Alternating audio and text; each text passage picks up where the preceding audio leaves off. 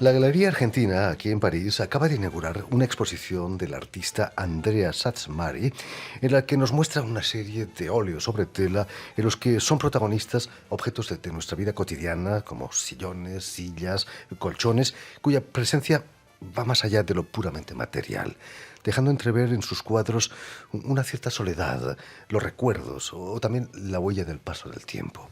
Y precisamente para hablarnos de esta exposición y de su trayectoria artística, Andrea Satsmari ha sido tan amable de venir hasta nuestros estudios. Buenas tardes, Andrea. Buenas tardes. Y sobre todo, muchísimas gracias por haber aceptado nuestra invitación. Permíteme que explique, Andrea, que has nacido en 1966 en Bratislava, en la que era entonces Checoslovaquia, y que con solo 3 años tu familia se instala en Buenos Aires. Imagino que apenas te quedan recuerdos de esos pocos años en Bratislava. Sí, es cierto, casi no tengo recuerdos. Los únicos recuerdos son las historias que mis padres contaban en Buenos Aires sobre la casa y esas historias siempre tenían imágenes, pero que estaban en mi cabeza. ¿Tu familia era eslovaca? Sí, sí, mi familia es eslovaca y viene de ahí. Imagino que tus padres dejan Checoslovaquia poco después de los hechos de la primavera de Praga, ¿no? Los tanques entrando en Praga, tanques soviéticos, disuaden, ¿no? Exactamente. Ese fue el punto decisivo para escaparse en realidad de Checoslovaquia. ¿Tenían implicaciones políticas tus padres o simplemente tenían miedo de lo que podría pasar? Fundamentalmente, como cuenta mi mamá, era miedo. Ellos sobrevivieron la Segunda Guerra Mundial, sobrevivieron también el exterminio y todos esos recuerdos fomentaron también mucho miedo de una tercera guerra mundial. Imagino, ¿no? En aquella época nada estaba claro. Muchos mejores eran los aires en Buenos Aires, ¿no? ¿Cómo decidieron tus padres viajar tan lejos? Mis padres tuvieron varios países para decidir dónde ir. Finalmente decidieron la Argentina porque hubo una parte de la familia que había dejado Europa a causa del nazismo y que se instalaron en la Argentina, en Buenos Aires. Entonces, eso fue lo que más peso tuvo para dejar Europa. ¿Cómo fue la infancia de la pequeña Andrea ahí en Buenos Aires? Para serte franca, no tengo muchos recuerdos.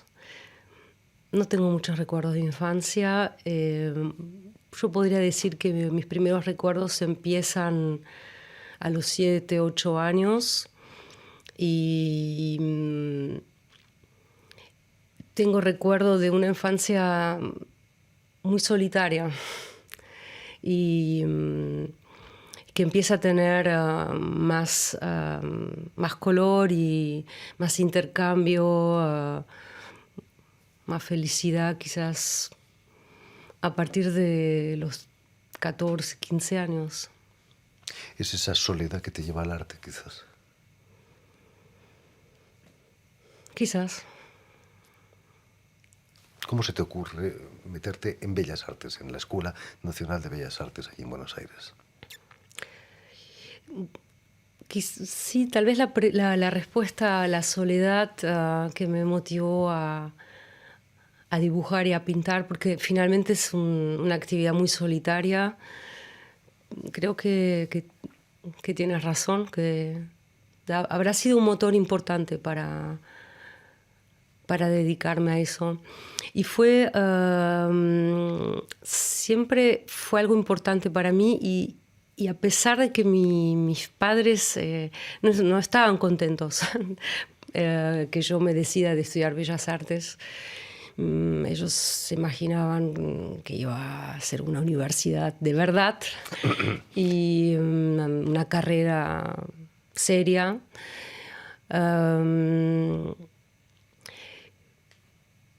Pero finalmente, a pesar de no haber tenido un acuerdo explícito de mis padres, me decidí a estudiar Bellas Artes. Fue una decisión difícil porque no tenía nadie que sostenga esa decisión, porque en mi familia no hay artistas o músicos y siempre el tema de asociar el estudio y la carrera con un trabajo en el cual uno pueda ser independiente y ganar su vida fue algo muy fuerte en mi infancia. Quizás el hecho de nacer en Bratislava, a 60 kilómetros, me decías, de Viena, uno de los grandes centros artísticos de Europa, ¿no influyó de alguna manera a través de tu abuela, quizás? Fundamentalmente en lo culinario.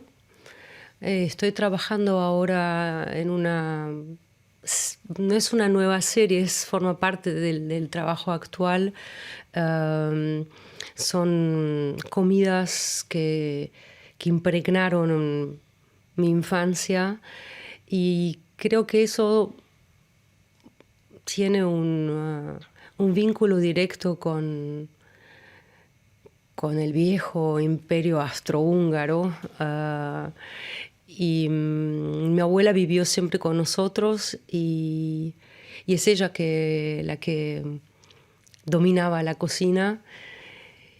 Y en esa parte ella dejó una huella importante. ¿Qué platos te cocinaba tu abuela que recuerdes? Hay un plato que en alemán se llama Marienknödel. Son una especie de...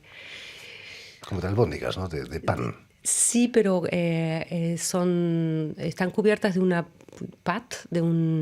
una pasta y adentro hay damascos. Uh-huh. Sí. Increíble.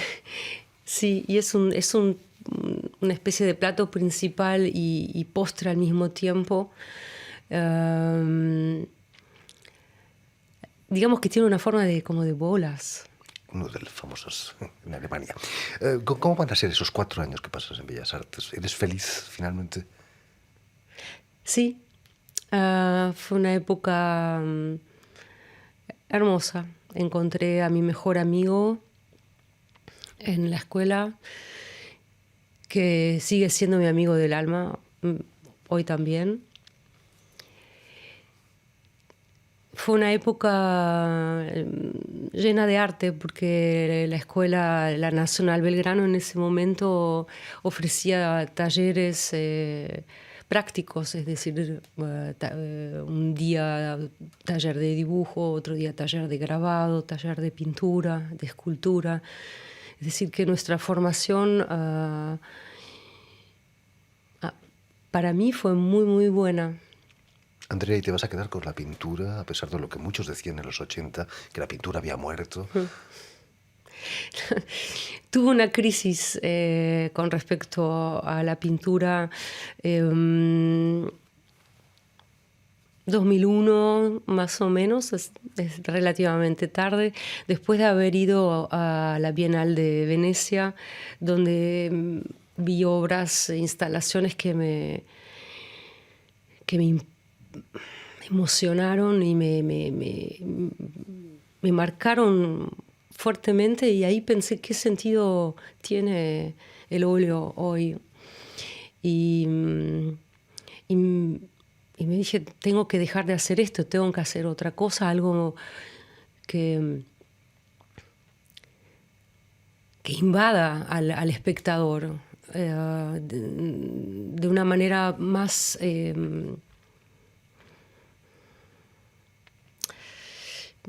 Directa, ¿cómo decir? quizás. Más directo, participativa.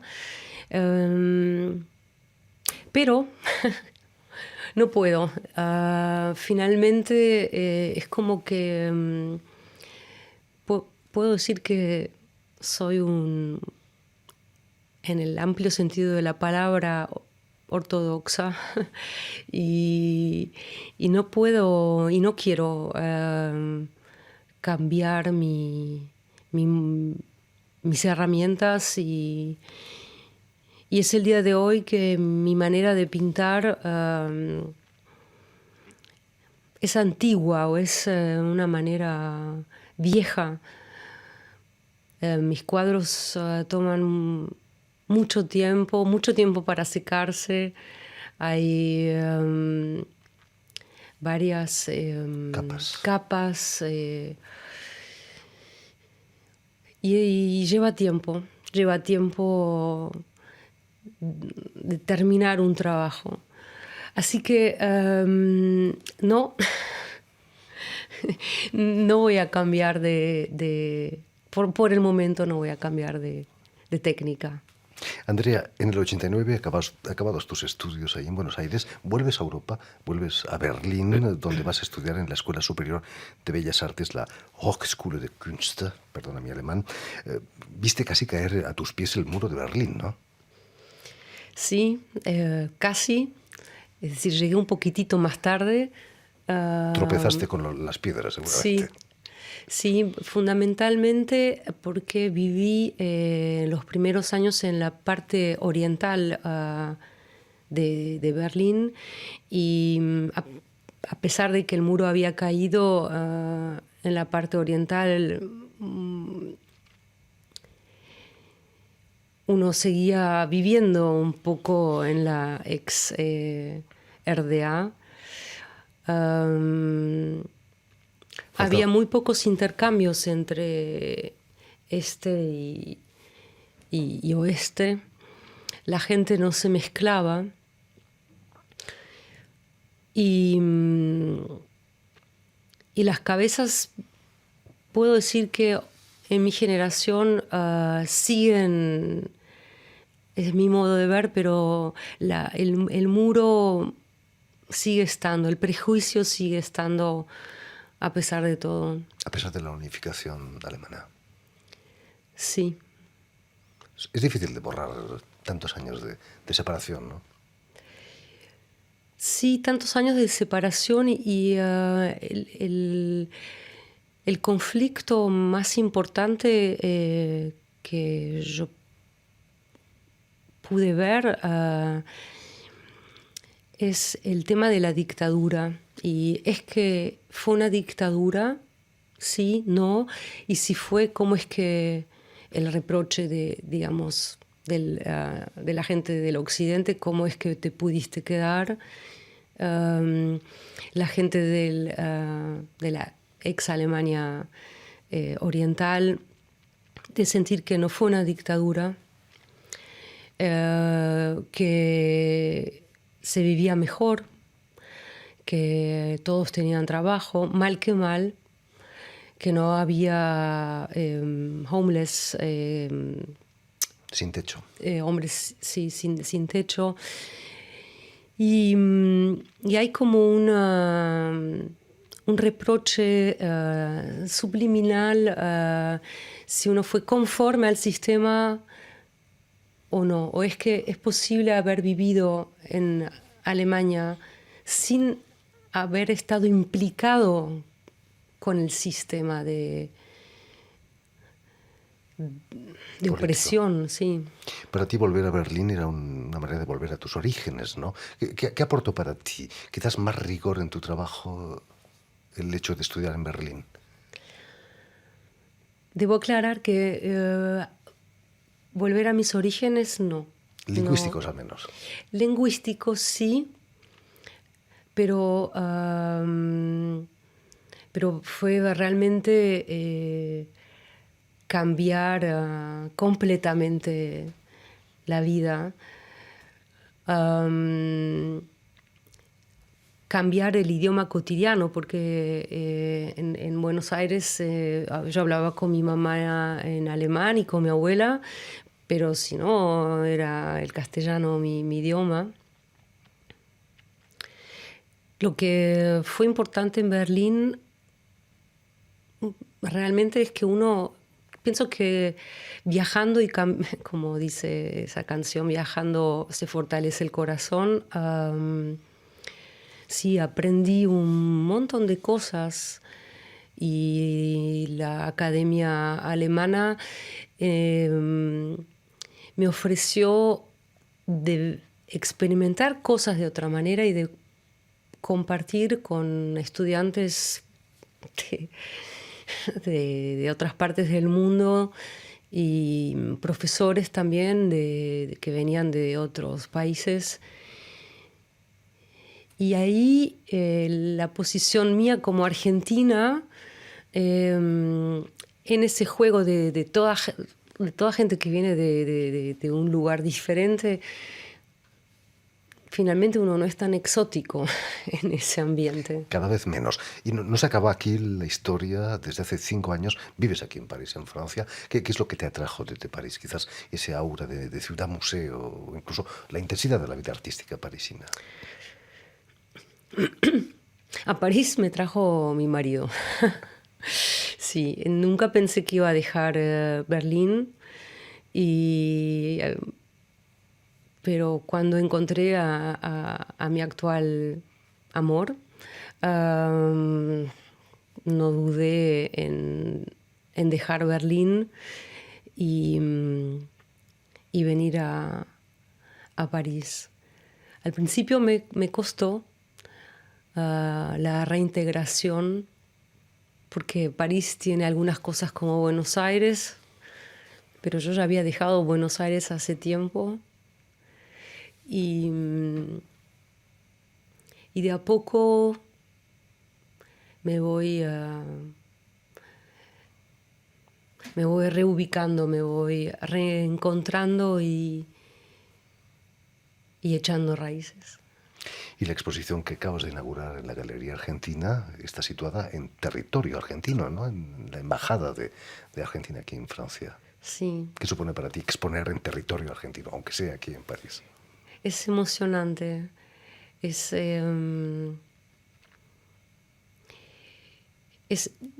Tuve cooperaciones también con la Embajada Argentina en Berlín,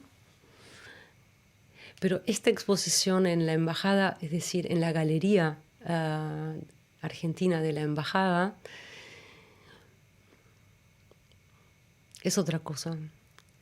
Y el trabajo hecho por la galería, es decir, por Eduardo Carballido, el trabajo que hubo ahí le ha dado también a mi trabajo un encuadre y una luz, un reconocimiento. Sí. Interesante. Nuevo. Saludamos desde aquí a nuestro querido Eduardo Carballido.